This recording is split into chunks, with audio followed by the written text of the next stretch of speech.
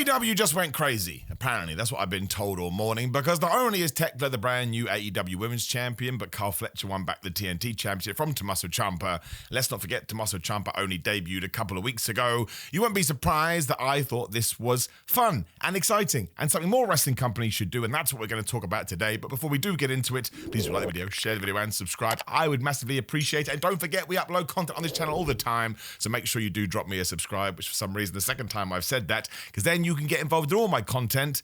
Listen, you don't even have to watch it. If you want to push play and go do something else, it's perfectly fine with me.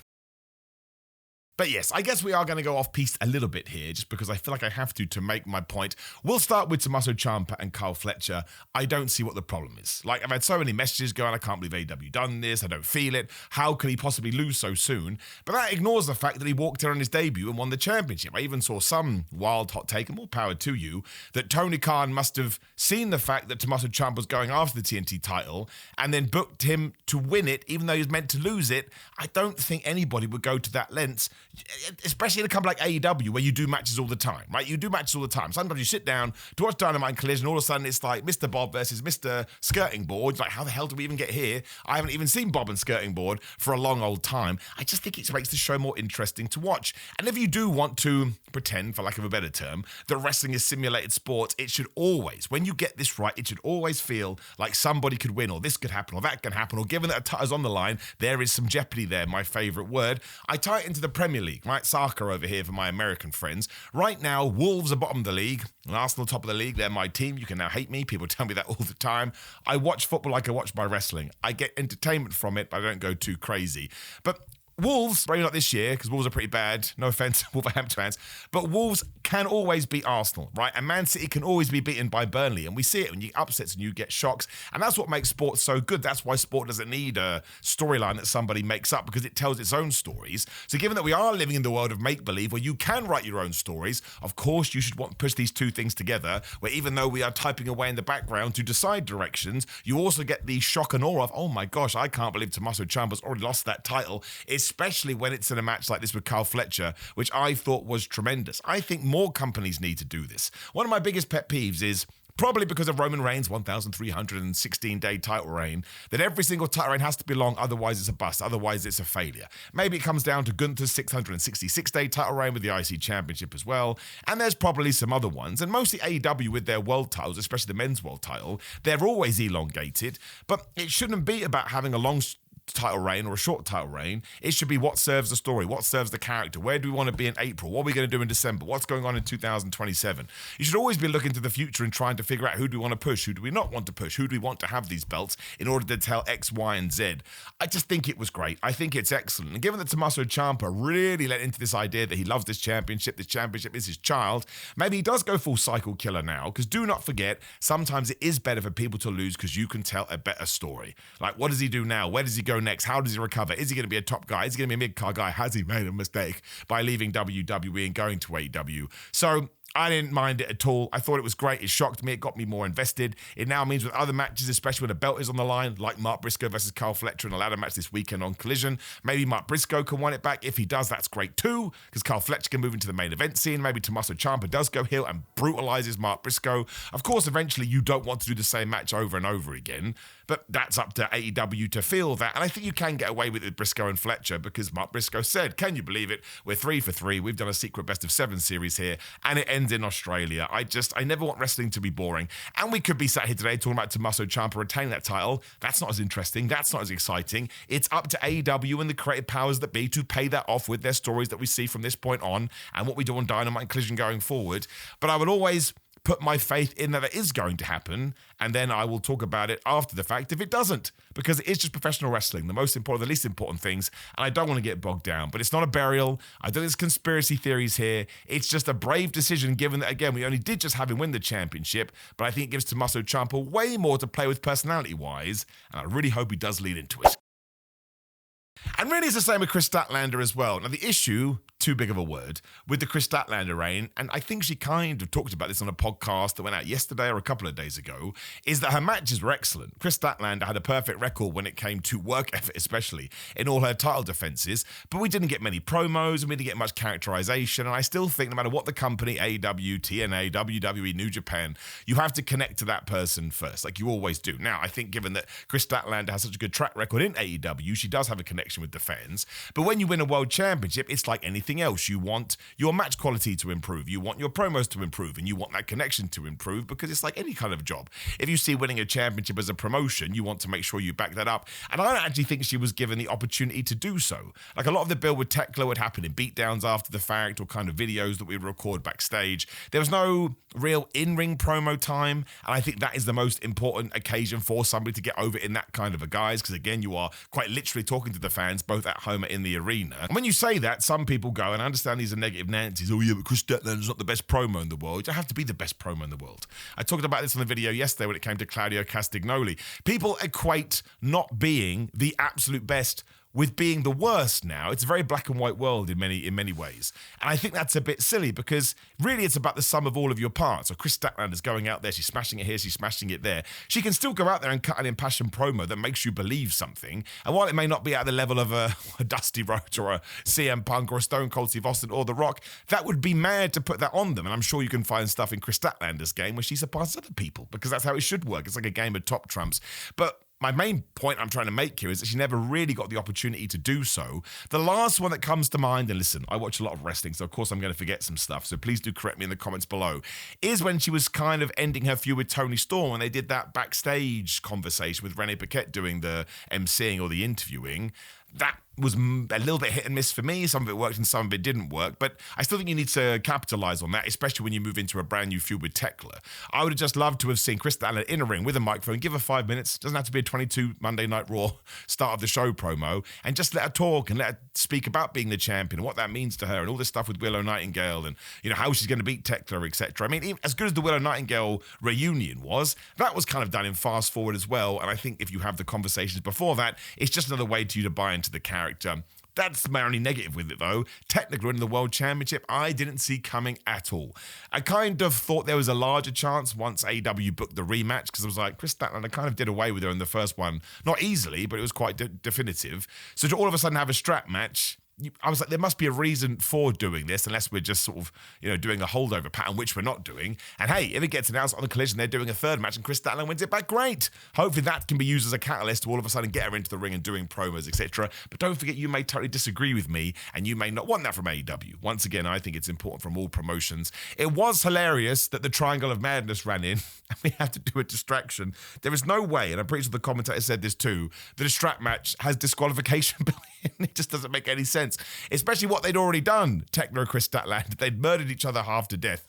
So sometimes weird stuff like that happens. Now, I laugh about it, but as a man that has to be constructively critical about wrestling and only focus on the characters, not the humans, as I always say, it's difficult to ignore it. I was like, what's even happening? Why does Aubrey even care? She should be like, yeah, do whatever you want. Like, if you want to attack, you're allowed. Nobody can stop you. But there's other parts of this as well. I like the point we were told that the Babes of Wrath are already in Australia, and that's why they're not coming out to help. That's the kind of level of depth you want in wrestling, because it allows you to buy in a little bit more. So, love the fact we did 2 massive title changes. I hope there's big old plans as we do go forward. It doesn't mean these are going to be correct. We're knowing about a month or 6 weeks or so. But on the 12th or 13th of February, whatever it is, I am just genuinely happy. Happy is the right word, but I like the fact that AEW took a chance and they took a risk, and I think more people need to do this. Not all of the time, but just at sensible intervals when, again, you've sat down and you've thought about it and gone, oh my gosh, this can actually benefit us going down the line. And that's probably one of the extra positives of Tekla winning. I didn't really have Tekla in my Women's World Championship bracket, but now she is, because she won a title. And again, that should be able to happen too. Of course, you want a good build and you want to be able to feel it in the air. I'm not talking about a Jinder Mahal thing, which was way too quick. Like, this has been going on for a while. But as soon as you do put somebody up to that level, it does give them the opportunity to try and stay at that level. And I hope she does, because the more major stars you have, the better your show is going to be. Really enjoyed the Kenny Omega Swerve Strickland face-off as well, mostly because they are just 2 massive stars yelling at each other. But I also thought it was cool because it started with like shenanigans from last week when Swerve tried to help and failed, and then turned out Swerve just doesn't like Kenny Omega. He was like, you were the top of the tree, and then as soon as I was top of the tree and I wanted to face you, you went away, and now you're back again. Kind of feels like you're politicking, basically. And Kenny was like, dude, you interrupted my match last week, you goober. This is all on you. And then they got into a massive fight. I love the fact it's on Dynamite next week. That's something else I want to address. Someone mentioned to me, I can't believe they're giving it away on free television. I'll take your money, bro. You can just come give me some cash. Never understood why that was a criticism, unless you're an investor of AEW. It goes back to WCW when we did Goldberg versus Hogan on free television, and Goldberg won the title from the Georgia Dome. Like, everybody realized what they were doing. They wanted to win the rating that night in the ratings war, the Monday Night Wars. But why do we care that it was free? We're not interested or worried about WCW's bottom line. And if WCW actually hadn't done a lot of the other stuff they had done, that probably would have been a massive success in hindsight. That's not what killed the company. It was the finger poke of doom and Judy Bagwell on a forklift and a bunch of other dumb stuff that they did. As a man that just sits down to watch professional wrestling, why wouldn't I want it to be as cheap as possible? That's not to say I want companies to go out of business, but if AEW's nice enough to give me a main event pay-per-view match for free, I'm going to sit there and enjoy it even more because I save some cash on it. That is not a criticism. That is crazy. That is tribalism, and that is just being a grifter on the internet. Because you don't run the company, you have no financial investment in it, and even if you do, that is not going to affect your financial investment unless you own like 45% of the company, but you don't, because your name's like Tony Khan, and Tony Khan can do whatever he wants. So that I find absolutely ridiculous. I truly, truly do. But it kind of goes back to everything else we have been talking about. I have no idea who's going to win between Kenny Omega and Swerve Strickland. I would imagine whoever does get the victory, it's probably going to face MJF next. It's a nice way to kind of take them out of the world title scene before putting them back into it. Is a Swerve coming, ironically? Is Strickland going to go mega heel because they kind of do need more people on the heel side? But what does that mean when it comes to Swerve versus MJF? Maybe that's going to be put on hold. Loads of different ways you can go with this. And again, it's Kenny Omega versus Swerve Strickland. We know that AEW holds them in the highest regard, so I just liked it a lot. And they talked, and then they fought, and then they fell off the entranceway, and they crashed through a table. It kind of feels like to me Kenny Omega should win because he feels like a man renewed at the moment. And in the video we did yesterday, I told you he's my third favorite wrestler. So arbitrary numbers, but just because of the way that YouTube works, I just think he's on fire right now, and I think he's fantastic. And even he said during his promo, this could be his last journey, final journey, whatever he's talking about, to the World Championship, because of course the next generation is snapping at his heels. I just think the match itself could be awesome. I think AEW does have the opportunity to actually have a story beat there that you don't see coming that would make it even more interesting and make you want to tune in for the following week. So I'm very excited about it. Thought it was very good. And the whole show of Dynamite I thought was pretty damn excellent as well, to be honest. I mean, the six-man tag between, who was it, the Death Riders and the Don Callis family, which may be a feud that never ends, was great because, of course, John Moxley got the win here and Takeshita got a win recently. They're going to fight the weekend, and I think Takeshita could win that belt too. Why the flub not? Although, actually, he could probably get screwed over by accident by the Don Callis family because he's going to be on his way out to turning babyface. But you also had the three-way tag team match to become the number one contenders. The Young Bucks versus the Rascals versus the returning Private Party. I hope Private Party stay around this time because they did this a year ago, and they did vanish. But they didn't take the pin here. It was the Rascals that took the pin, which is fine for me. I thought the match was of such high quality. Who even cares who wins and loses? The Young Bucks are absolutely tremendous. Private Party are great. The Rascals fit in perfectly already. And it kind of felt like, because they did go so nuts, it really made the tag team titles feel important. And I know party matches, PW matches aren't for everybody, but they are for me. So I'm going to sing their praises. Because I watch so much professional wrestling on television, I'm blessed to do that. I want there to be all types. I want it to be crazy types and boring types and fun types and big man types and small man types. I wouldn't even try and recount it for you. And neither did I on What Culture Ups and Downs, where I do the freelance reviews. Please do check them out as well. I can say there was a Hurricane Rana, there was a German suplex, there was a super kick, but it's a waste of time. You need to go and watch it. They had all the fun in the world. The Young Bucks, like I say, beat the Rascals with the Meltzer drive, the TK drive, whatever the flub we're going to call it. Out comes FTR, Stokely Hathaway, hilarious in a wheelchair, and essentially we are doing FTR versus Young Bucks round 3, 4, 5, whatever it is. Never going to have a problem with that at all. I think actually AEW's been quite... what's the word I'm looking for? But they haven't gone as hard with these two teams as I thought. I know we've had a good few matches between them, but we've never kind of done them back to back. It's never really felt like somebody got a definitive win and that we're never going to go back to it. What they've done is they've taken these, however many bouts it has been, and they've spread them out over the last 5 years. And maybe this is going to be the blow-off. I mean, Dax Harwood kind of lent into that strongly. Once again, who the flub is going to win, I do not know.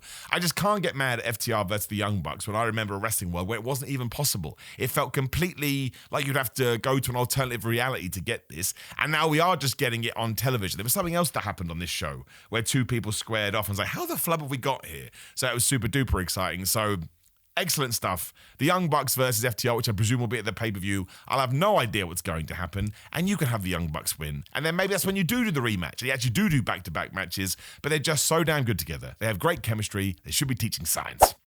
Otherwise, Otherwise, Roderick Strong finally went heel. Again, we took way too long to do that. That was way too drawn out, but at least we got there in the end. And thankfully, Darby Allin got his revenge on Clark Connors too, who was teaming with Danny Garcia to take on Orange Cassidy and Roderick Strong, because they did try to kill him in the desert. Very strange that AEW booked him in a match after he had done that and committed a terrible crime. John Moxley on commentary was also like, man, that Gabe Kidd, he's a stand-up fella. No, he isn't, John. He too was responsible for Darby Allin being in the desert. But yeah, Roderick Strong, again, walked out of the tag team match. He's turned heel, which is fun, I suppose. Maybe he can team up with Gabe Kidd and Danny Garcia and Clark Connors to take on Orange Cassidy, Darby Allin, and somebody else. And otherwise, I suppose it's just a bald versus bald match, the hair versus hair match, because Toni Storm's like, I'll be a big bald bastard, whatever she said, if Marina Shafir is able to do it. And then Wheeler Yuta and Marina Shafir cut Mina Shirakawa's hair. I was a bit like, feels it felt a bit strong, right? So it goes to show there is some magic attached to people's hair, I suppose. I only learnt this week because I'm stupid that I could still be wrong, but I think now the stipulation of that tag match is whoever gets physically pinned loses their hair. So it's not like if Wheeler Yuta loses that Marina has to get her hair cut as well. Now I don't want anyone to have to shave their head against their will. That's a little bit of a cop-out. I kind of feel like it should be, you don't become a tag team champion, like a dual tag team champion. You both become tag team champions. And I think they should both shave their heads. But given that it was Wheeler Yuta who was the ringleader here, of course he's going to shave his head this weekend. And I will say I'm intrigued. As a bald man, you think I would be a bit more empathetic to his situation. But I just want to see what he looks like, which is absolutely ridiculous. And then what we do with Toni Storm after this, I don't know. I guess a blow-off match with Marina Shafir, because again, this is more of a tag team match. But I mean, maybe Orange Cassidy shaves his head. It just has more impact if Wheeler Yuta does, as basic as it is, because Wheeler Yuta's hair is longer. Also, he's deliberately obnoxious and very good at that character, but we wait and see. It basically all leans into the Collision show this weekend, which is a big show. It's basically a mini pay-per-view, hence why you could do some title change. I think the Babes of Wrath could lose to Megan and Penelope Ford too, but I did think this was a super good Dynamite. Easy to watch, big matches. The title changes create talking points. I think sometimes, much like when you watch a show on Netflix, you want those kind of things. When you go to work the next day, you're like, oh my gosh, you're not going to believe what happened. And the in-ring quality, like I say, between the two title changes and the six-man tag and the party match, I mean, nobody missed on this night. It was just fantastic professional wrestling. And we've talked about it before. Of course, wrestling has to be more than just the wrestling itself. When you do get the wrestling right, good grief, it can be tremendous.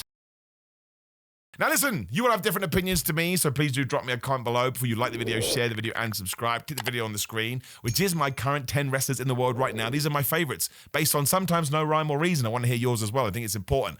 Otherwise, it is Valentine's Day. To go to grillandmind.com/Simon. Amazing, they do have some Valentine's Day type supplements. Use code Simon, get money off ships worldwide. You'll see for yourself. Otherwise, patreon.com/Simon316, Simon316 on social media. Cameo, TikTok, and Pro Wrestling Tees if you want to support me there as well. Otherwise, my friends, I really do appreciate you. Thank you for sticking around. See you soon.